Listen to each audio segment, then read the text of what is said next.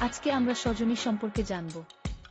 ২০০৪ সালের এই চমৎকার রোমান্টিক ড্রামা সিনেমাটির গল্প অশোক নামের এক উচ্ছৃঙ্খল তরুণকে কেন্দ্র করে, যে তার বাবার কষ্টার্জিত টাকা দিয়ে মদ ও সিগারেট খেয়ে বন্ধুদের সাথে আড্ডা দিয়ে দিন কাটায়।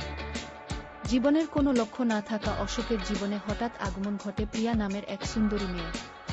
প্রিয়ার প্রেমে পড়ার পর অশোকের জীবনের মোড় একদম ঘুরে যায় এবং সে একজন ভালো মানুষ হওয়ার চেষ্টা শুরু করে।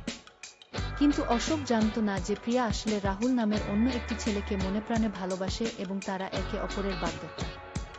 অশোকের একতরফা ভালোবাসা, প্রিয়ার প্রতি তার নিঃস্বার্থ ত্যাগ এবং রাহুল ও প্রিয়ার মধ্যকার সম্পর্কের টানাপোড়েন নিয়ে সিনেমার কাহিনী আবেগঘন উপায়ে এগিয়ে যায়। নিজের ভালোবাসাকে বিসর্জন দিয়েও প্রিয়ার সুখ নিশ্চিত করার জন্য অশোক যে ত্যাগ স্বীকার করে, তা দর্শকদের চোখ জল এনে দেয়।